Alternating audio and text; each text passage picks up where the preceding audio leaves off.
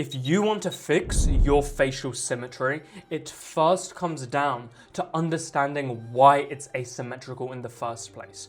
If you're suffering with looking in the mirror and thinking to yourself, why is one side of my face lopsided? Why does one of my eyes look more slanted than the other? Why do my two jaws look so different? Then first, you're not alone. And second of all, there is going to be a solution. So, why does this happen? Well, in simple terms, the reason why your face is asymmetrical comes down to how force is transferred up the bones.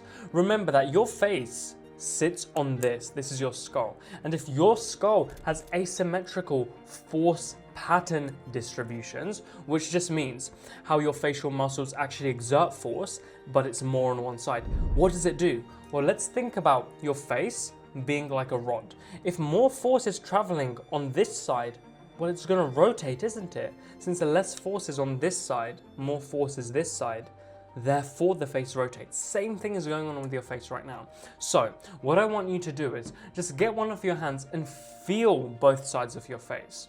Don't look at yourself, continue watching this video, but with one of your hands, just feel how your jaw is, but really pay attention to each aspect of your face. And you're going to notice very small inconsistencies between one side and the other. You're going to notice very minor discrepancies in the height. That's normal, but where it becomes a broader problem is when it extends beyond just one facial feature.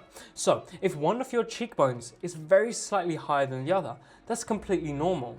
I have that in quite a few places, but if it is consistent on one side where you notice that it is constantly asymmetrical, then we have an issue.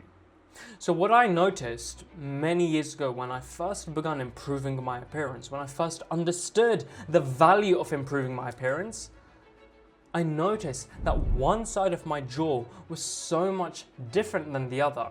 I noticed that as a matter of fact, it wasn't just the bone that was asymmetrical, the actual muscle that sat on top was asymmetrical. And notice how I worded it. I said, first the bone was asymmetrical, and on top of that, the soft tissue was. Most people get this the other way around. It's never ever the muscles are imbalanced first. With regards to the face, the likelihood is that the bone structure first had a failure, and that failure is the root issue. We need to go about solving the root issue. So, how are we going to go about solving this root issue? I'm going to need you to do something called the bite alignment test. It's something that I developed and something that I get all of my one-to-one clients to do. In simple terms, what it is, you need to get a clean pen or a chopstick, and you're going to place it in between your bite. So I'm going to show you right here what this is going to look like. You're going to unhinge your jaw and carefully place the clean pen or the chopstick inside of your bite. And then you are going to pay attention to how it sits. You will notice that on this diagram of the skull, it is going to sit perfectly laterally. That's because this is a perfectly symmetrical diagram. Now, with regards to your specific facial complex, you are going to notice that the pen is going to sit very slightly crooked. Within 1 to 2 degrees, that's perfectly normal. But beyond that is where we see issues. We cannot have any slanting in the lateral direction, so it cannot be more forwards on one side. And we also cannot have any tilting beyond 1 to 2 degrees in the forwards direction. If it is tilting like this, we have an issue. Now, understanding the solution, as I said, I typically ask my one-to-one clients to send a video of them doing this because I can then personally assess what they specifically need to do. But in simple terms over video, I'm not going to be able to do the same thing for you. But what you can do is assess to what extent it's asymmetrical, and if it exceeds the 1 to 2 degree level that I talked about, then it is going to be due to the sphenoid bone we talked about. And that indicates that we have an issue with either how you are chewing your food and swallowing it, and or how you're drinking water. And why do I say that? Because You swallow 2,000 times a day. This is a fact. Out of those 2,000 times a day, if there is even a 1% discrepancy in which side is favored by the tongue muscle fibers, the consequence is that force is going to redistribute in an asymmetric force pattern.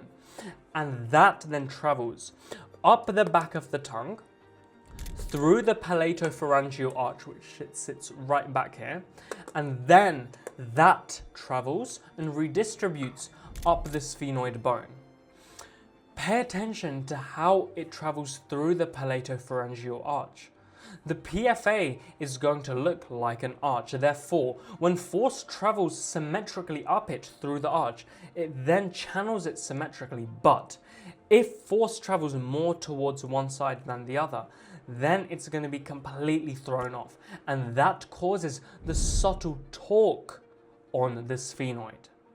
Now this torque is going to be similar to how this pen is going to rotate. If I was holding the middle point, this is going to be the pivot. And if I were to force it just slightly more on one side, look at how it's going to rotate about to the pivot point. The same thing is going on to a much different degree with regards to the sphenoid bone. The sphenoid bone, instead of just simply rotating, it experiences this force, and there's a process in biophysics called mechanotransduction. What this states is, mechanical force converts itself into biochemical signals. And these biochemical signals then force the bone to remodel. And I'll give you an example of that. If we think about how astronauts go to space and when they come back, for example, the International Space Station, plenty of astronauts have gone up there. When they come back, what do we see? They barely can walk on the planet, on our planet, planet Earth. When they land, they cannot walk. Why? Because their bones have become so much weaker due to the lack of acceleration downwards. When we experience our body's weight, the bone has no choice but to remain strong and at its consistent density. But when that downwards force is taken away, now what? The bone has no reason to remain in its current state. Therefore, it reduces the bone thickness and density. The same thing happens with your face day by day. Every single day that you continue down the path of not improving your symmetry only gets worse. Symmetry does not improve naturally. So what is the action and what is the fix that you need to make? Remember what I said about how you swallow food and it can be asymmetrical? Well, we are going to be beginning at the root issue. You need to consciously swallow your food, but exert a slightly higher force at the back of the tongue. So let's do this. When you swallow, I want you to swallow a bit harder back here. And when you add this slightly extra force when you swallow, the consequence is that now this force is going to be symmetrical since you're consciously applying it. And second of all, we are over time going to signal to the sphenoid bone that it needs to remodel in a symmetrical manner. Next, the second solution comes down to the bite alignment test. Based on how you do on the bite alignment test, there is a solution to overcoming your asymmetries with regards to your face. And you can see this with every single one of my one-to-one clients who actually gave it their all and listened to the advice that I gave them and followed through with the systems that I installed. Next, you also need to make sure that with regards to your jaw-neck angle, it is properly developed. If your hyoid is too low set, it means more about how your neck is positioned with regards to your head than the hyoid bone itself. So in simple terms, if this skin is sagging, your neck is not properly up and your head is not properly against your spine. So you need to make sure that you are flexing your chest and almost doing a lat spread. So you're flexing your lateral muscles. This forces you to drag your shoulders down and have the correct posture. When you can do that consciously while keeping your chin up, while combining it with what I just taught you about hard swallowing, you are on the path to improving facial imbalances. And now I'm going to move on to the final piece of advice. And this is going to be the most crucial with regards to ensuring that you are continuously driving subtle improvements with regards to the bone structure being asymmetric. That is going to be leveraging the tongue continuously to pressurize very subtly up here. Remember what I talked to you about swallowing. When you swallow food, if this force is asymmetrical, face is asymmetrical. But also, if you are not swallowing hard enough consciously, no force is traveling up to remodel the bone. We are now continuously going to pressurize upwards with the back part of the tongue. And you can do this by swallowing a small amount of saliva and keeping that back part of the tongue upwards.